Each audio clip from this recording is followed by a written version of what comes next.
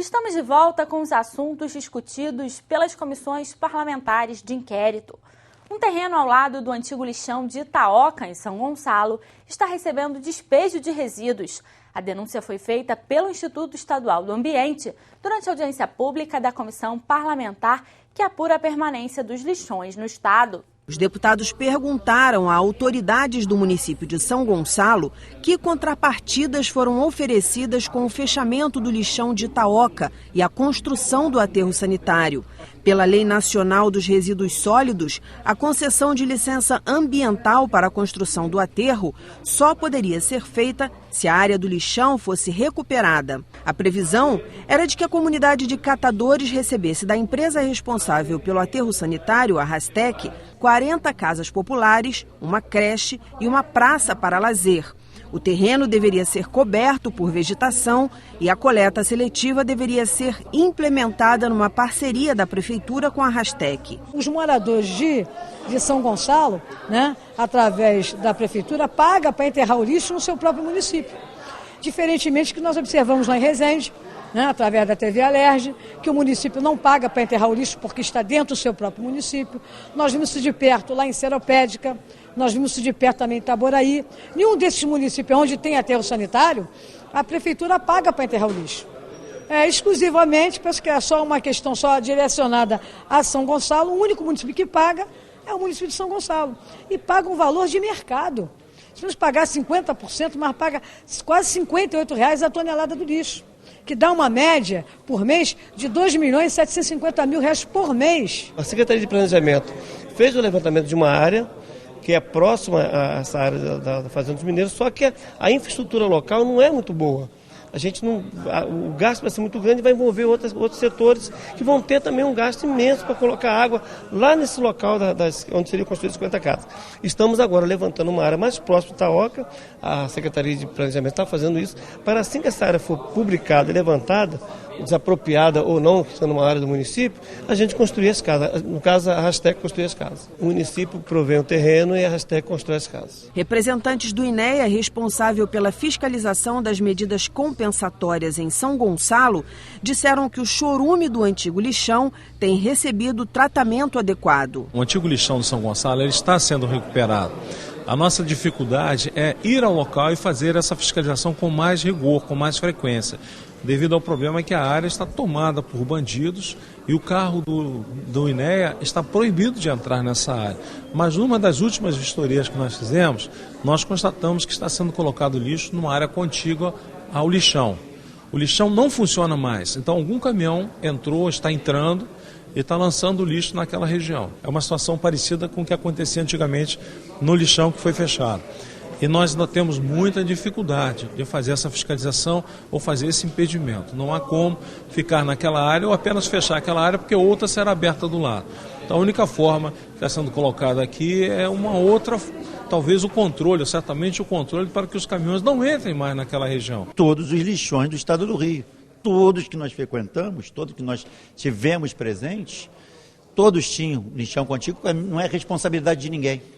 Então a gente vai, no relatório final, propositivamente, adotar medidas para que não chegue esse lixo ao entorno.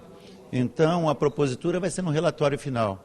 E para a semana que vem, às 10 horas, terça-feira, estaremos aqui com o nosso presidente do INEA e com o nosso secretário estadual do Ambiente para a gente discutir esses termos, como a gente vai adotar uma medida que não chegue mais nos antigos lixões do estado, pelo menos aonde tenha os CTR, as cidades onde tenha o CTR, que a gente consiga parar de inchar os lixões. Foi instalada na Alerj a comissão parlamentar de inquérito que vai apurar as causas do alto número de policiais mortos no estado. A CPI será presidida pelo deputado Paulo Ramos. A vice-presidência ficou com o deputado Wagner Montes e a relatoria com o deputado Zaqueu Teixeira. O objetivo da CPI, primeiro, é fazer um levantamento criterioso do número e dos nomes e das circunstâncias das mortes. Não apenas as mortes por ferimento de arma de fogo, mas as mortes também decorrentes de doenças, que podem ser também caracterizadas como doenças profissionais, em ato de serviço, fora do serviço, tudo. E ser um instrumento de prevenção, porque o número é muito grande, muito grande. Eu acompanho, sou oriundo dos quadros da Polícia Militar, ao longo dos mandatos aqui, vinha também denunciando sempre o número de policiais mortos, principalmente policiais militares, e inconformado com aquela visão de que a Polícia do Rio é a que mais mata e é a que mais morre. Não pode ser nem a que mais mata, nem a que mais morre. Segurança pública não é guerra, não existe inimigo. É preciso caminhar para o controle da criminalidade e não para o aprofundamento de um conflito, de um confronto que seguramente não contribui para nada. A Corregedoria da PM apresentou medidas para reduzir os índices de desvios de armas no Estado aos deputados da CPI das Armas da Alerj. Entre elas, a informatização do controle de entrada e saída de armamentos. A movimentação de entrada e saída de armas para uso de policiais militares começou a ser informatizada este ano, mas parte do controle ainda é feito manualmente. A declaração foi feita pelo coronel Vitor Yunes, corregedor da PM, ouvido pela CPI, criada para apurar o desvio de armas no Estado. Cursos para profissionais de manutenção de armamentos e de identificação de fraudes são algumas das estratégias para reduzir o número de roubos. De acordo com o corregedor da corporação, ensino, preparação e fiscalização são as palavras de ordem adotadas desde 2012.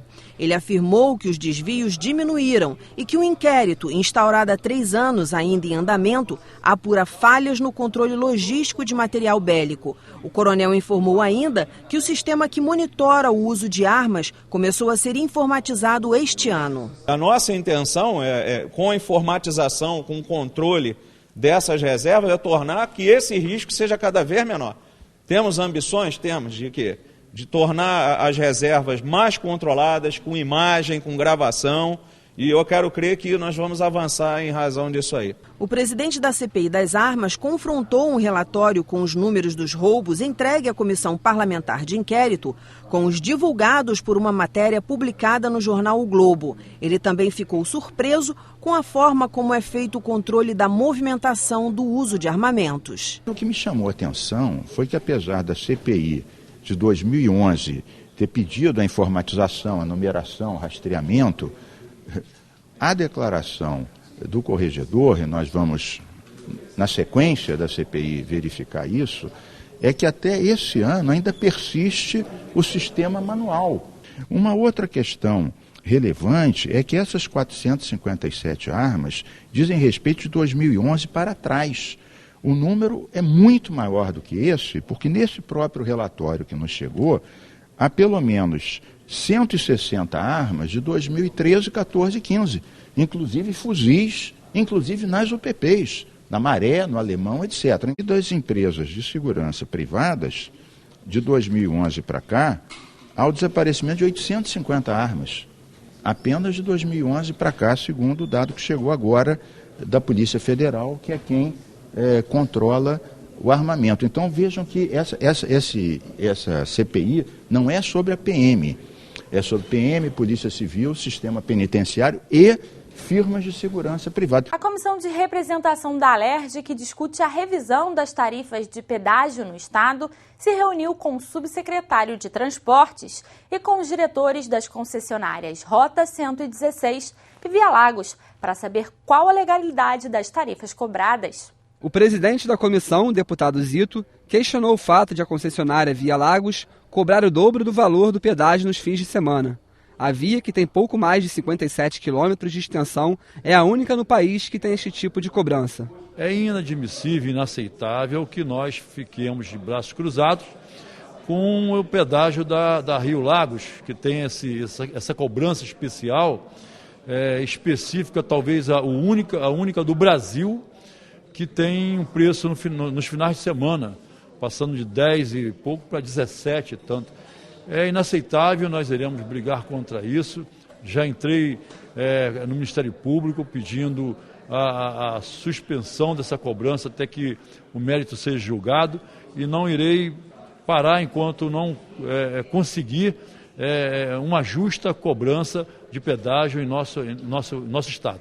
O diretor da Via Lagos, Rodrigo Abdala, disse que não cabe à concessionária especificar o valor das tarifas. Segundo ele, isso já estava pré-acordado no edital de licitação feito em 1997. A concessionária Via Lagos tem contrato até o ano de 2037. A questão tarifária, no caso específico da Via Lagos, ela foi definida no edital de licitação. Já havia no edital pré-estabelecidos os valores das tarifas de pedágio. Elas seriam cobradas de duas formas. A de meio de semana menor, porque é o usuário que usa a rodovia trabalho, que tem mais frequência na rodovia, e no final de semana, para o usuário que é menos frequente na rodovia, mas que tem maior poder aquisitivo, e que é quando você tinha um aumento do investimento, aumento da demanda, e que justificava aquele investimento, essa tarifa seria maior. Então foi uma definição feita no edital e que ela está no contrato de concessão e que a gente respeita e pratica hoje. O subsecretário de Transportes do Rio, Delmo Pinho, falou da necessidade que o Estado tem em deixar nas mãos das concessionárias os custos com a operação e a manutenção das vias. No caso específico das ferrovias, das rodovias, nós temos o custo do investimento, nós temos o custo da operação, porque no padrão adotado no Brasil para as concessões, onde você tem que ter as ambulâncias, tem que ter equipe de mecânicos, de socorro e tudo mais, num prazo de resposta previamente definido, né? Você tem custo também de manutenção da rodovia, isso tudo gera um custo final. Você tem um prazo da concessão que você estima de 10, de 15, de 20 ou de 30 anos, né? Você divide por ano e divide pelo número provável de usuários dessa rodovia. Isso é uma fórmula paramétrica. Quando o governo faz uma concessão, ele deixa de gastar o dinheiro da operação, deixa de gastar o dinheiro do investimento e o da manutenção. Então ele economiza 3 vezes. Os deputados solicitaram cópias dos contratos para serem analisadas e esperam se reunir com o governador Pezão e o secretário de Transportes do Rio para encontrar uma forma de renegociação dos contratos e valores vigentes. Que esse pedágio é abusivo, tantas as praças de pedágio como Via Lagos, como a Rota 116. Você vai até Cordeiro e você paga 8 pedágios. Eu acho que é abusivo. Tem que ser revisto, tá? Pelo governador e o secretário que nós vamos procurar. A comissão vai procurar e para que nos dê explicação. Comissão especial da Alerj foi a Valença para discutir em audiência pública medidas que fomentem o desenvolvimento socioeconômico no sul do estado. Desenvolver a agricultura e a pecuária. Junto, um programa escolar para os filhos dos trabalhadores rurais e melhorar as estradas vicinais.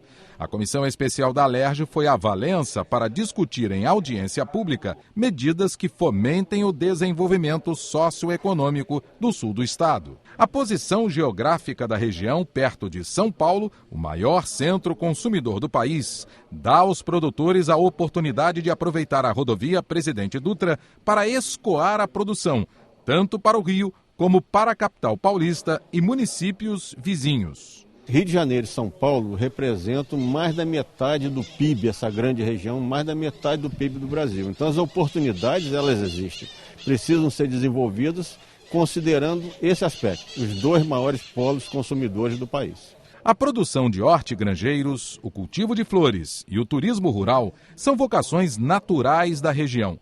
É preciso dar condições a quem produz conseguir recursos para investir.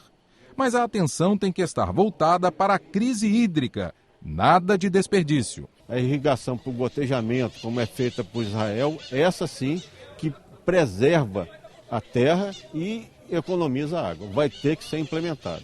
O produtor rural, o que tem a mina na sua nascente, que tem o córrego d'água, ele precisa ser remunerado para manter essas áreas intactas. Um outro assunto debatido foi sobre as estradas vicinais, as dificuldades que os produtores têm. O governo do estado já tem o programa chamado Asfalto na Roça.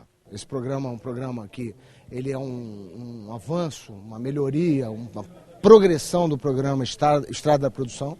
Só que ele não chega a atender todas as necessidades na medida em que tem trechos que você precisa pavimentar. São trechos críticos, declives, aclives, locais com topografia difícil. Então, esse programa vem atender a essa finalidade. Provavelmente até o final do ano, um convênio da Emater com o DR, vão fazer um asfalto em várias regiões daqui não só do sul do estado, mas do interior do estado, atendendo as estradas vicinais. A Emater tem sido parceira para o homem do campo. Os técnicos da empresa orientam o produtor sobre as condições de plantio para que ele tenha melhor aproveitamento na produção.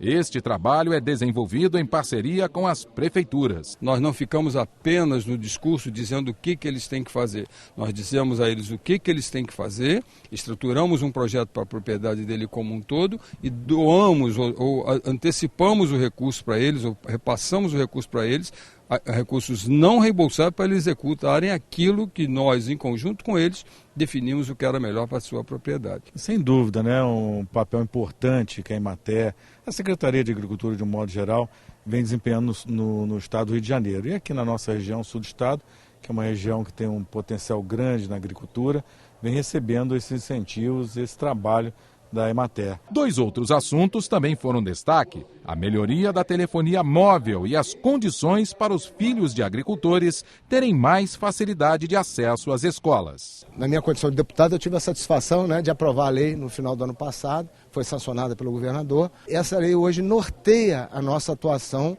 na relação com as operadoras. O produtor rural muitas vezes está numa área que não é a área abrangida pelo serviço hoje e que nem seria abrangida no futuro porque não há essa obrigatoriedade. Através da lei, essa obrigatoriedade fica mais fácil de ser, digamos assim, vencida na medida em que a empresa vai poder descontar do ICMS que ela deve ao Estado no futuro parte do investimento que ela está fazendo em antenas na zona rural. Nós tratamos da questão do transporte escolar, nós tratamos da questão do papel dos agricultores familiares no fornecimento de merenda escolar, nós tratamos da questão da qualidade das escolas no meio rural, nós tratamos da questão da formação profissional, voltada para a área agropecuária, enfim. Então tem uma série de questões que articulam o campo da educação com o campo do desenvolvimento regional, a tal ponto que uma das propostas aprovadas na audiência hoje foi realizar uma audiência específica para explorar os nexos, os links, as conexões entre as questões educacionais e as questões do desenvolvimento regional. Daqui a pouco, a Alerj promove roda de conversas sobre saúde da mulher em comemoração ao Outubro Rosa. Até já!